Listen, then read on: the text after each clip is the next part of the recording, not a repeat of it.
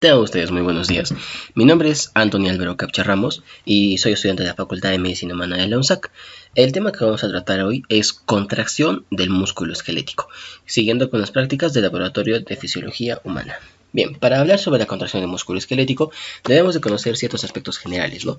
Uno de ellos es de que aproximadamente el 40% del cuerpo va a ser músculo esquelético. ¿Cuál es su importancia?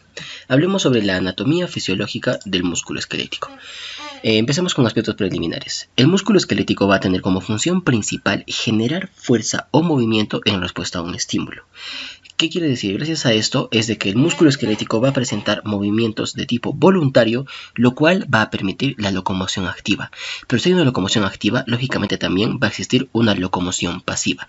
La locomoción pasiva va a estar dada por el hueso. Es por eso, o por los huesos, ¿no? Es por eso de que cuando se une el músculo al hueso mediante el tendón, recién va a poder ejercer el movimiento. Entonces, la locomoción va a estar dada por dos partes. Una locomoción pasiva dada por los huesos y una locomoción activa dada por los músculos. Además, también el músculo va a permitir, mediante su contracción, va a permitir facilitar el retorno venoso de la sangre al corazón. Bien, ahora hablemos sobre las fibras musculares. Al final tenemos, todo el músculo en sí, todo el músculo va a estar compuesto por fibras musculares, ¿no?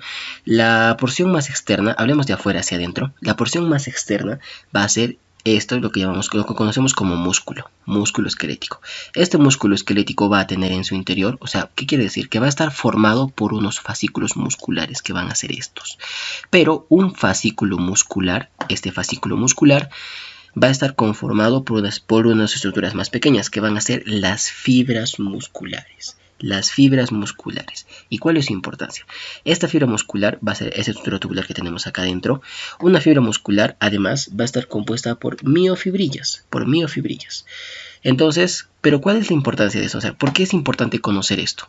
Porque el tejido muscular es conocido como un sinsitio. ¿Qué quiere decir sinsitio? De que un sinsitio es un conjunto de células que van a estar fusionadas, los cuales han perdido su membrana celular. El hecho de que hayan perdido su membrana celular hace de que no se pueda distinguir una sola célula, sino de que van a estar muchas células agrupadas formando las miofibrillas que tenemos acá. Es por eso que al final de estas miofibrillas, ¿qué es lo que van a tener? Filamentos de actina y miosina, como ya lo conocemos, que van a estar formando a una fibra muscular. Como les iba indicando, esta fibra muscular, ¿qué va a hacer? Va a ser una célula, un miocito. Por ende, como toda célula, va a presentar una membrana celular. Su membrana celular en el tejido muscular se va a llamar sarcolema. Pero ¿qué otra importancia tiene esta sarcolema? Que en la sarcolema, ahí cerca de la sarcolema, va a tener un montón de retículo sarcoplásmico. El retículo sarcoplásmico va a ser lo análogo al retículo endoplasmático en cualquier otra célula del cuerpo humano. Entonces, el retículo sarcoplásmico va a tener una vital importancia porque va a almacenar calcio. Y la función principal del calcio va a tener una función muy determinante en la contracción muscular. Bien, como ya hemos mencionado todos los fascículos musculares que podemos presentar, también tenemos que mencionar a las capas que van a estar protegiendo a cada fascículo muscular. Entonces, hablemos de tejido conectivo. El tejido conectivo que va a estar rodeando a un músculo se va a llamar epimicio. El tejido conectivo que va a estar rodeando a un fascículo muscular va a ser una capa media, que se va a llamar perimicio. Tenemos epimicio por fuera, al músculo. Tenemos el epimicio. Tenemos perimicio rodeando a un fascículo muscular, y vamos a tener un endomicio que va a estar cubriendo a una fibra muscular. Debemos de conocer a una miofibrilla. Una miofibrilla va a estar formada por dos filamentos delgados o filamentos de actina, que van a ser estos de acá, filamentos finos, que van a estar unidos hacia unas líneas que se van a llamar línea Z. Y también tenemos los miofilamentos o filamentos gruesos de miosina, que van a ser esta estructura rosada que podemos apreciar acá. Entonces, un sarcómero va a estar constituido de unos filamentos delgados o filamentos de actina, que van a estar unidos a una línea Z, o de unos filamentos gruesos o filamentos de miosina que también se unen a la línea Z. Entonces, hablemos del sarcómero en sí. El sarcómero va a presentar bandas y va a presentar también unos límites. Un sarcómero va a estar delimitado por dos líneas Z, una línea Z izquierda y una línea Z derecha, llamémoslo así. Entonces tenemos la actina y la miosina. Estas van a formar bandas. Vamos a tener dos tipos de banda, o tres tipos de banda, perdón. La banda A, que vamos a tener, es una banda central, la banda I, que vamos a apreciarla acá, y la banda H, que está al medio. Lo vamos a ver en una siguiente imagen. Bien. Entonces, esta es una fotomicrografía electrónica, pero para poderla explicar vamos a tener que entender primero esto. Bien, hablemos de la estructura histológica de una sarcómera. Una sarcómera va a presentar, como les iba diciendo, dos líneas Z. ¿Cuál es la importancia de las líneas Z? Las líneas Z van a delimitar esta sarcómera, pero ¿qué va a contener? Filamentos delgados o filamentos de actina y filamentos gruesos o filamentos de miosina. ¿Esto qué va a permitir? Que podamos delimitar las bandas. Hablemos de las bandas. La banda A, que es la banda central, llamémosla la banda central, es una banda que va a estar compuesta de actina y de miosina, pero las cabezas de la miosina. Todo eso es la miosina.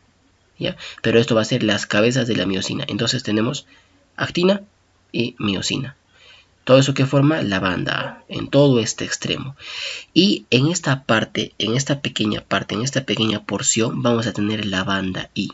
La banda I va a ser una banda únicamente formada por filamentos de actina. No va a poseer miosina, solamente actina. Esa va a ser la banda I. Y tenemos una banda central, una banda H. Esta banda H va a ser un poco más clara. ¿Por qué? Porque solamente va a presentar las colas.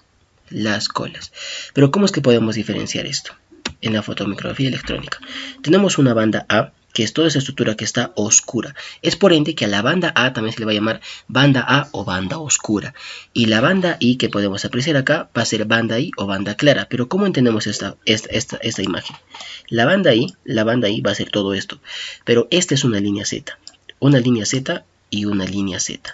Entonces, todo esto va a ser, toda esta estructura va a ser una miofibrilla. Esta miofibrilla va a estar teniendo sarcómeras en su interior. Una línea Z, otra línea Z. Todo esto va a venir a ser una sarcómera. Aquí tenemos la banda I, que va a estar compuesta de filamentos de actina. Tenemos una banda A, que va a estar compuesta de filamentos de actina y miosina. Y tenemos una banda H, que es un poco más clara, porque solamente va a estar compuesta por las colas de miosina. Aquí no presenta actina. Pero ¿qué es esta otra estructura clara? Va a ser la otra porción de banda I de otra sarcómera. Entonces esta línea Z delimita la sarcómera. Para acá hacia la izquierda va a ser otra sarcómera y esta va a venir a ser una banda I. Bien, hablemos de las estructuras moleculares de las demás proteínas que va a poseer una sarcómera. Para que podamos entender de mejor manera esto, debemos de tener muy en claro de que los filamentos de actina y miosina no van a estar flotando en una sarcómera, sino van a estar unidas por ciertas proteínas. Estas proteínas van a ser las que podamos apreciar acá. Vamos a tener... hablemos de la nebulina. La nebulina va a ser una proteína cuya función va a ser anclar al filamento de actina a la línea Z. Y hablemos de la titina. La titina va a ser otra proteína filamentosa cuya función va a ser agarrar a los filamentos de miosina y anclarlos a la línea Z. Entonces, repito, la línea Z sirve como anclaje para la actina, ¿mediante qué proteína? Mediante la nebulina. Y para la miosina, mediante la proteína titina. Bien, hablando de la banda H va a presentar en el medio una línea llamada como línea M. Esta línea M va a tener una vital importancia en la contracción muscular. ¿Por qué? Porque básicamente la miosina se va a adherir a la actina y la va a jalar. La miosina se une a la actina y la jala, y ¿qué hace? De que ambas se unan a la línea media. Entonces, en un acto de contracción, esta es una sarcómera relajada, pero en el acto de contracción, las bandas de actina se pegan hacia la línea M. Entonces, esa es la importancia de la línea M. Esa que podemos apreciar acá. Hablemos de las proteínas. Las proteínas de la línea M. Va a presentar tres básicamente. Miomesina, proteína M y oscurrina. Pero nos importa la miomesina y la proteína M. ¿Cuál es la función de estas dos? Van a servir como alineamiento de los filamentos de miosina. O sea, van a darle una estructura más solidificada a las colas de la miosina en esta estructura central. Bien, hablemos de los miofilamentos en específico. ¿Qué quiere decir? Que vamos a hablar de la miosina como proteína y también vamos a hablar de la actina como proteína. Empecemos con la miosina o filamento grueso. La miosina va a ser, el tipo presente en el músculo esquelético va a ser la miosina 2, específicamente la miosina 2. Esta va a ser una proteína cuyo peso molecular es de 480 a 500 kilodaltons. Va a estar formada por 6 cadenas polipeptídicas, de las cuales van a ser 2 cadenas pesadas y 4 cadenas ligeras. Pero ¿cómo lo podemos apreciar? Vayamos a este gráfico. Las cadenas pesadas van a estar formando una doble hélice, van a estar enrolladas formando una doble hélice, y esta va a ser la cola. La cola al final se va a engrosar y va a formar las cabezas. Entonces, esas dos cadenas pesadas, tenemos una cadena pesada y su cabeza, otra cadena pesada y su cabeza. Pero además también, ¿qué más teníamos? 4 cadenas ligeras. Las cadenas ligeras van a estar unidas en esta región que se va a llamar brazo de palanca o región en bisagra. Su importancia la vamos a ver después, pero ahorita tienen que recordarme de que este brazo de palanca o región en bisagra, su función es ser como una zona de transición o una zona de unión entre las colas y las cabezas de las cadenas pesadas de la miosina. Pero ¿cuál es la función de las cadenas ligeras? Vamos a tener 4 cadenas ligeras. La relación es de 2:1. ¿Qué quiere decir? Que por cada cadena pesada va a existir 2 cadenas ligeras. Las cadenas ligeras van a ser de 2 tipos. Una cadena ligera esencial y una cadena ligera reguladora. Entonces, ¿qué quiere decir? Que cada cabeza, o bueno, cada cadena pesada va a tener una cadena ligera esencial y una cadena ligera reguladora en cada lado, y así van a formar las 4 cadenas ligeras. Ambas cadenas ligeras, tanto esencial como reguladora, van a tener la función de regular primero la actividad ATPasa de la cabeza y el movimiento de la cabeza. ¿Pero de qué manera? Hablando de las cadenas, de la cadena pesada, la cabeza va a presentar 2 regiones, una región llamada sitio de unión de la actina y otra región llamada sitio de unión del ATP. ¿Cuál es su importancia? Que el sitio de unión del ATP es donde va a unirse el ATP para el acto de la contracción muscular. Entonces, ¿qué quiere decir? De que la contracción muscular es ATP dependiente. Pero aquí va a venir la importancia de la cadena reguladora. Esta cadena reguladora, ¿qué es lo que va a hacer? Va a tener una actividad ATPasa. ¿Ven? Una actividad ATPasa. Pero, ¿qué quiere decir actividad ATPasa? Que va a escindir una molécula de ATP en ADP más fosfato para liberar energía cuando se rompe el enlace. Cuando se rompe el enlace de ATP se libera energía, y esta energía es usada en la contracción. ¿De qué manera? Haciendo de que la actina se una a esta cabeza de miosina, y de esa manera poder realizar la contracción. Pero aquí tenemos un dato más importante, que se llama teoría de la cremallera. ¿Qué quiere decir? De que esta cabeza de la miosina más el brazo de palanca va a tomar un nombre en específico que se va a llamar puente cruzado. ¿Y cuál es la importancia de este puente cruzado? Dar lo que se llama el golpe activo. ¿Qué quiere decir golpe activo?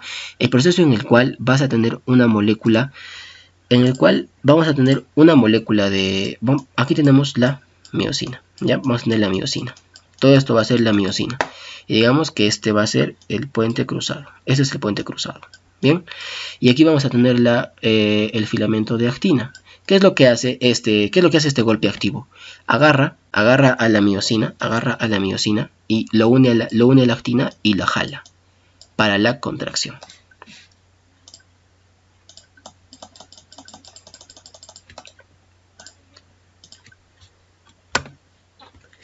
Ahora hablemos de la actina y todas las estructuras moleculares que va a tener en todo lo que va a presentar la actina, ¿no? La actina va a estar formada por 3 proteínas, una actina F o actina filamentosa, una tropomiosina y una troponina. La actina F o actina filamentosa inicialmente se va a denominar como actina G o actina monomérica o globular. Esta actina G lo que hace es unirse y formar hélices. Cuando ya forma hélices y están unidas, se va a denominar como actina filamentosa, lo que podemos apreciar acá. La siguiente estructura va a ser la tropomiosina. La tropomiosina va a ser una proteína helicoidal cuya función es envolver a la actina. Es esta que podemos apreciar acá. Este de rosado va a ser la tropomiosina, moléculas de tropomiosina. ¿Y qué hace? Envuelven a la actina. ¿Pero por qué envuelven a la actina? Porque vamos a ver más adelante, cuando se da el acto de la contracción, lo que hace la miosina es unirse a la actina F o filamentosa. ¿Pero cómo se va a unir? Aquí vamos a tener Este va a ser la actina F filamentosa, todo es estructura helicoidal, pero recordemos que la actina F filamentosa va a estar formada por proteínas G, proteína G, proteína G, proteína G, proteína G, y todo esto es actina F filamentosa. Esta proteína G va a tener un sitio activo. Este punto más claro que podemos apreciar acá se va a llamar sitio activo de la actina. ¿Y cuál es su función? Que a este sitio activo de la actina lo que va a hacer es unirse la cabeza de la miosina, o en este caso el puente cruzado. El puente cruzado o la cabeza de la miosina junto con su brazo de palanca se unen a este sitio activo de la actina, pero no se van a poder unir. ¿Por qué?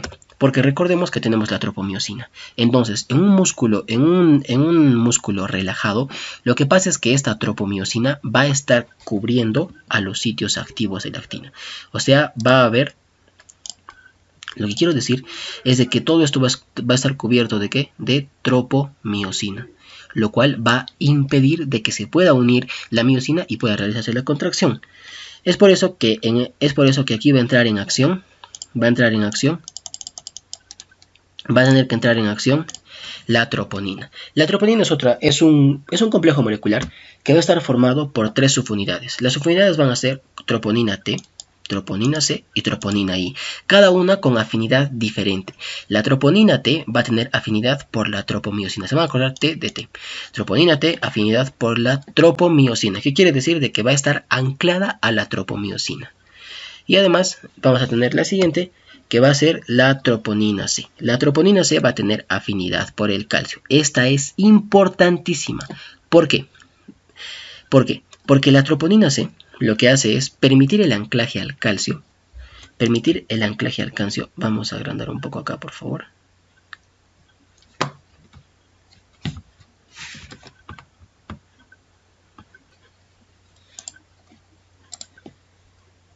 Bien, entonces, ¿qué es lo que pasa?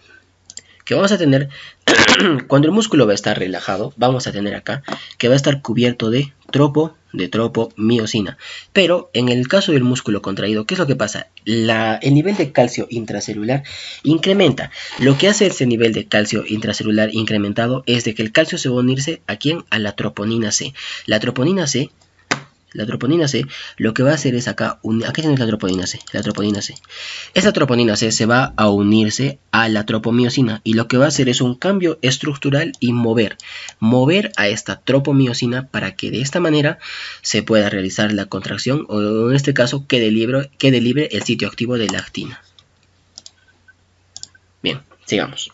Entonces, aquí podemos apreciar una estructura a grandes rasgos. Tenemos, como manera de repaso, la actina F o actina filamentosa, la tropomiosina y tenemos la troponina con sus tres subunidades. Troponina C, que recordemos que se unía al calcio, troponina I, que tiene afinidad por la actina, que va a unirse a la actina, y la troponina T, que va a tener afinidad por la tropomiosina. Por eso se llama tropomiosina. Bien, ahora hablemos específicamente del mecanismo molecular de la contracción muscular. ¿Cómo es que se da? Vamos a tener primero una sarcómera relajada, el cual aquí vamos a poder apreciar la línea Z, Aquí tenemos la banda I, una banda A, que recordemos que tenía miosina y actina. Aquí también tenemos otra banda I y la banda H que está al medio. ¿Qué es lo que pasa? Cuando ocurre la contracción, lo que pasa a ver es que la miosina se unía a la actina y de esta manera jalan a la línea Z. Es por ende que la línea Z está a este lado, pero aquí va a estar más pegada. O sea, en la contracción las líneas Z se aproximan a la línea media y las moléculas de actina sí, llegan por completo a la línea media. Entonces, una pregunta también podría ser de que la banda H va a desaparecer. La banda H, que era toda esa estructura formada solamente por las colas de la miosina, aquí ya no está porque ya se ha pegado la actina. Entonces no habría banda H, sino habría solamente una banda A que permanece constante, una banda I que se va a cortar la longitud, aquí es grande y aquí es pequeña, y una línea Z que va a estar aproximada hacia la línea media. Entonces, recordemos esto, es muy importante que nunca se olviden esto, los filamentos de actina se deslizan hacia adentro. La actina se desliza hacia adentro entre los filamentos de miosina. Aquí podemos apreciar los filamentos de actina se han desplazado hacia adentro junto con los filamentos de miosina. ¿Pero mediante quién? Mediante los puentes cruzados. ¿Cómo es que se da el mecanismo molecular para la contracción en el músculo esquelético? Recordemos que tenemos una molécula de actina, que va a tener la actina F o actina filamentosa, sus moléculas de troponina y sus moléculas de tropomiosina. Hablemos en este esquema. Tenemos que cuando el músculo está, como primer paso tenemos cuando el músculo está relajado. Cuando el músculo está relajado, el sitio activo de la actina va a estar cubierto por la tropomiosina. ¿Qué es lo que pasa? Que el calcio va a tener que incrementar su nivel, intracelular. ¿Para qué? Para que de esta manera se pueda unir con la troponina. Al unirse con la troponina, lo que hace la troponina es desplazar a la tropomiosina. Entonces va a quedar expuesto el sitio de unión. El sitio de unión de la actina queda expuesto. Entonces podemos apreciar acá esto. Aquí tenemos el calcio, se une a la troponina C.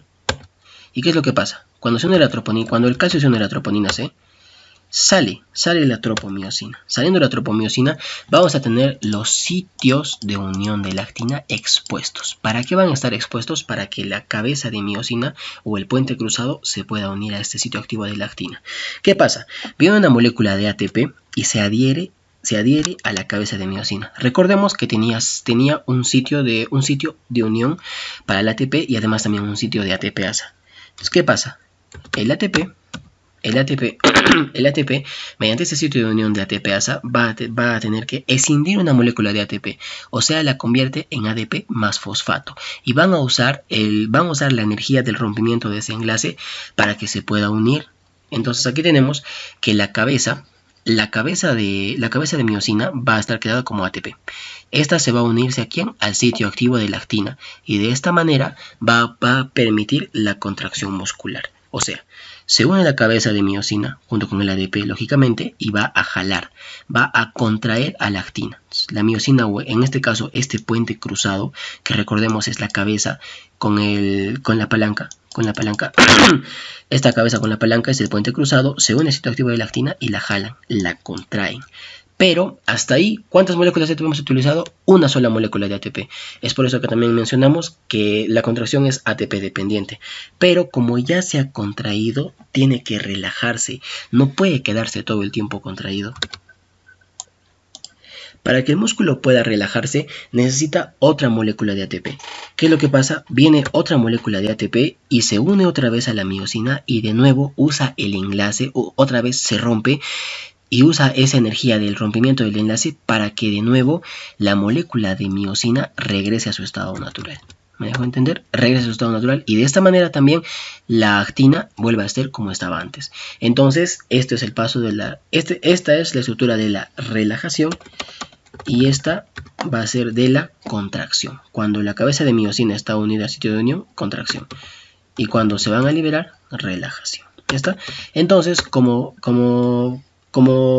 conclusión final vamos a tener de que para la contracción muscular se necesitan dos moléculas de ATP. Siempre se necesitan dos moléculas de ATP. Una molécula de ATP para realizar la contracción y una molécula de ATP para que se pueda relajar, para que se desprenda la miosina de la actina.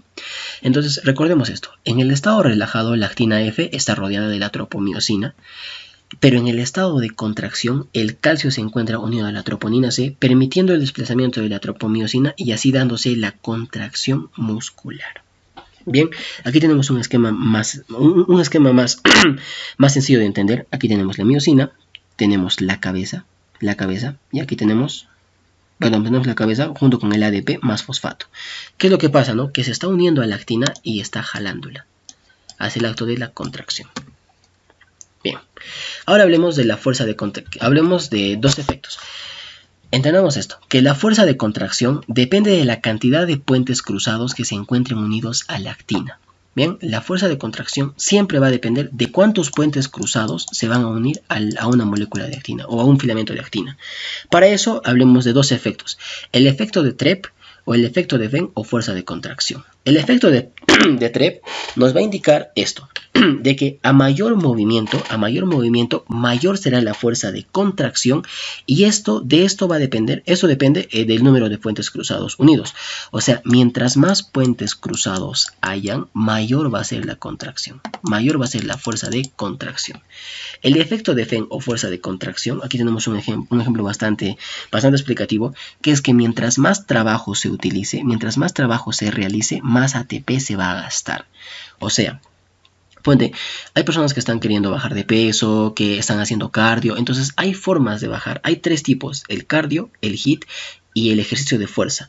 Entonces, ¿cuál es el que te quema más caloría? No es el cardio, es el ejercicio de fuerza, o sea, levantar pesas, hacer planchas, te quema mucha más calorías que hacer cardio. ¿Pero por qué? Porque recordemos que para la contracción muscular, ¿qué es necesario? ATP. Entonces, mientras más fuerza hagamos, más trabajo vamos a realizar. Mientras más trabajo, más fuerza, más gasto de ATP, más gasto calórico, más se baja de peso. Y además también se tonifican y se desarrollan los músculos. Entonces, recordemos esto, efecto de Trepp y efecto de Feng, o también llamada fuerza de contracción. Bien, hablemos de los tipos de energía de la contracción. Si bien es cierto, el músculo es una máquina que convierte la energía química que es el ATP en trabajo mecánico. Sin embargo, el ATP que se utiliza para la contracción por sí solo puede mantener la contracción durante 1 a 2 segundos como máximo. Es poquísimo, 1 a 2 segundos como máximo. Por eso van a existir otras 3 vías más que van a aportar energía. Hablemos de la fosfocreatina, la fosforilación oxidativa y la glucólisis anaerobia. Primero hablemos de la fosfocreatina. La fosfocreatina es un método de obtención de energía extremadamente rápido, pero es muy limitado. ¿Qué quiere decir? Sabemos de que la célula es todo un laboratorio y de que tenemos mitocondrias. La mitocondria va a coger a la creatina libre que se va a encontrar en la célula y la va a unir a un grupo fosfato. ¿Me dejo entender? A un grupo fosfato. Entonces, ¿qué pasa? La creatina se une con un fosfato, ¿y en qué se convierte? En fosfocreatina. La fosfocreatina al final va a ser una molécula de reserva energética. ¿Para qué? Para que se pueda usar como complemento a la contracción. En este caso vamos a tener, cuando estemos haciendo ejercicio, lo que pasa es de que tenemos ADP. Recordemos, tenemos ADP. ¿Recuerdan? ¿Cómo vamos a recordar esto? Cuando estábamos hablando de que la miosina está unida a la actina, ¿verdad? La miosina está unida a la actina, pero ¿cómo? Con una molécula de ADP, porque ha usado el ATP, ha hidrolizado el ATP y ha usado ese enlace como energía. Entonces la miosina se une con una molécula de ADP a la actina. Pero ¿qué pasa de que esta contracción solamente dura 1 a 2 segundos? ¿Qué tiene que pasar? Que la fosfocreatina, como un medio rápido de aportar energía, va a liberar eso, entonces va a liberar su ADP, va a liberar su fosfato, ¿y qué va a hacer? Va a ir ese fosfato liberado va a ir a unirse al ADP que estaba en la miosina, permitiendo así la prolongación de la contracción. Entonces, digamos esto, cuando estamos haciendo ejercicio, se va a unir a la cabeza de la miosina que estaba dando el golpe activo y continúa prolongando la contracción durante 5 a 8 segundos. El segundo medio de obtener energía va a ser mediante la fosforilación oxidativa. Para hablar de esto, básicamente debemos recordar que el músculo en reposo va a usar lípidos como fuente de energía, o sea, ácidos grasos libres. Pero a medida que va aumentando el esfuerzo, a medida que vamos haciendo ejercicios, ¿qué es lo que pasa? Que vamos a tener que tomar otro tipo de energía para poder mantener. Es por eso que se toman carbohidratos. El carbohidrato va a venir a ser el principal combustible de la contracción. Por este caso tenemos dos. Bueno, vamos a agarrar la glucosa y la vamos a dividir en dos.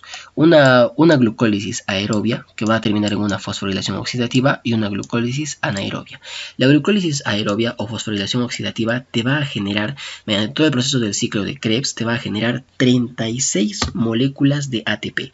36 moléculas de ATP. ¿Y qué es lo que hace el ATP? Igual, continúa prolongando la contracción. Recuerden esto siempre, tenemos la molécula de miosina unida a la actina con una molécula de ADP. ¿Qué pasa? Va un ATP escinde el ATP más fosfato, y este fosfato se vuelve a unir al ADP y así vuelve a crear ATP y vuelve a mantenerse la contracción. La idea es que se mantenga la contracción cuando estamos haciendo ejercicio, y aquí es donde entra la fosforilación oxidativa. Pero esto es en caso, por ejemplo, de los maratonistas que corren un montón de kilómetros, obviamente obteniendo aire. Pero ¿qué pasa en el caso de una persona que está haciendo natación o una persona que no sabe respirar bien? Tenemos la glucólisis anaerobia, que va a ser otra ruta de obtención de energía. La glucólisis anaerobia también nos va a dar ATP, pero solamente nos va a dar 2 ATPs. 2 ATPs que también sirve, pero ¿cuál es la desventaja? De que nos va a generar ácido láctico. Y el ácido láctico al final termina acumulándose en el músculo, y lo que hace es taponar. El ácido láctico tapona el sitio activo de lactina. ¿Y qué es lo que hace esto? Limitar la contracción, inhibir la contracción. Y bien, como último punto, vamos a hablar sobre los tipos de contracción. Tipos de contracción. Los tipos de contracción, los libros mencionan un montón, pero los más clásicos solamente te mencionan 2, que van a ser los principales, obviamente. La isométrica y la isotónica. La contracción isométrica va a ser aquella contracción en la cual sí va a existir una contracción, va a existir una fuerza, pero la longitud se va a mantener constante. Un ejemplo muy claro es cuando vamos al mercado y cargamos la bolsa del mercado. Nosotros no estamos jalando la bolsa, nuestro brazo está totalmente extendido, pero estamos ejerciendo fuerza, estamos ejerciendo contracción, pero la longitud se mantiene constante.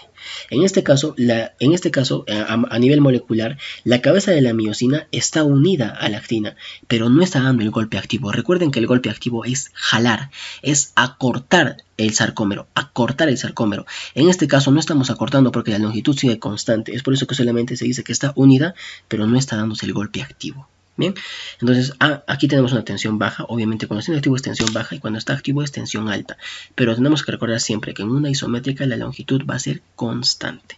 Tenemos el otro tipo de contracción, que va a ser la isotónica. La contracción isotónica va a ser cuando la fuerza, o sea, la fuerza que se va a aplicar al músculo, la fuerza o el tono se va a mantener, pero el músculo se contrae, el músculo acorta su longitud.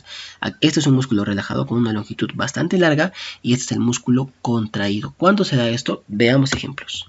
Tenemos diferencias entre contracción isotónica e isométrica. Una isotónica es cuando, obviamente tenemos el mismo tono, la misma fuerza, pero el músculo se acorta. Cuando hay movimiento, por ejemplo, agarramos una pesa, una mancuerna y estamos contrayendo el bíceps, entonces este se contrae, se hace como una pequeña bolita, se contrae, pero la fuerza es la misma. En cambio, en una isométrica, el músculo también se contrae, ejerce fuerza. La diferencia es que no se va a cortar, la longitud va a ser constante. ¿Qué quiere decir? Que no hay movimiento del músculo. Y bien, eso sería todo por hoy. Espero que me hayan entendido. Muchas gracias.